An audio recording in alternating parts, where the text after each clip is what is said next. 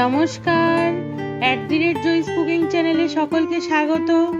বাঙালি অনুষ্ঠান বাড়িতে মাটন কষা এক আলাদাই আভিজাত্য এনে দেয়। আজ বানাবো ঘরোয়া উপকরণ দিয়ে খুব সহজে মাটন কষা। ভিডিওটি ভালো লাগলে লাইক করবেন, শেয়ার করবেন এবং আমার চ্যানেলটি সাবস্ক্রাইব করবেন। এর জন্য নিয়েছি মাটন, 4টি আলু, পেঁয়াজ কুচি, এখানে আমি দুভাবে পেঁয়াজ কেটে রেখেছি, আদা, রসুন, লঙ্কা, টমেটো, লবণ, হলুদ, জিরে ও ধনের গুঁড়ো, গোলমরিচ গুঁড়ো, কাশ্মীরি লাল লঙ্কার গুঁড়ো, তেজপাতা, শুকনো লঙ্কা, গোটা গরম মশলা, সর্ষের তেল আর জল। একটি মিক্সচার জারে রসুন, লঙ্কা, আদা, পেঁয়াজ দিয়ে ভালো করে পেস্ট করে নিয়েছি। তারপর মাটনের মধ্যে কাঁচা মশলার পেস্ট, পরিমাণ মতো লবণ, হলুদ, গুঁড়ো মশলা, পেঁয়াজ কুচি ও সর্ষের তেল দিয়ে ভালো করে ম্যারিনেট করে 1 থেকে 1.5 ঘন্টা রেখে দিয়েছিলাম।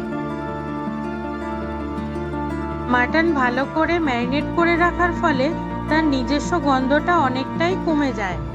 এরপর কড়াইয়ে সর্ষের তেল গরম করে তাতে তেজপাতা, শুকনো লঙ্কা ও গোটা গরম মশলা ফোড়ন দিয়েছি। আমি কিন্তু এখানে পেঁয়াজ বেশি ইউজ করিনি, 2-3টি পেঁয়াজকেই ভাগ করে করে দিয়েছি। এরপর গোটা আলু দিয়ে লবণ হলুদ দিয়ে দিয়েছি।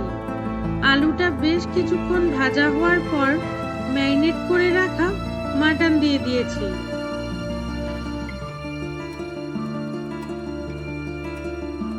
মাটন রান্নার সময় অবশ্যই খেয়াল রাখতে হবে এর ভারী মশলা যেন তলায় কোনোভাবে না লেগে যায়, লেগে গেলেই খুব বাজে গন্ধ বেরোবে।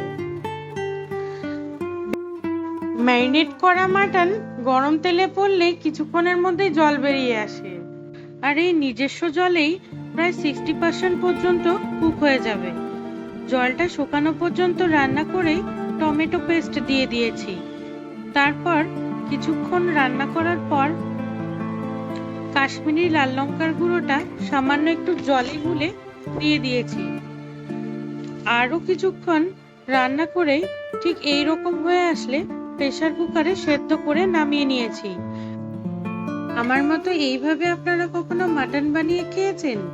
আমাকে কমেন্টে অবশ্যই জানাবেন। আপনাদের একটি কমেন্ট এবং লাইক আমাকে অনেক উৎসাহিত করে। ধন্যবাদ।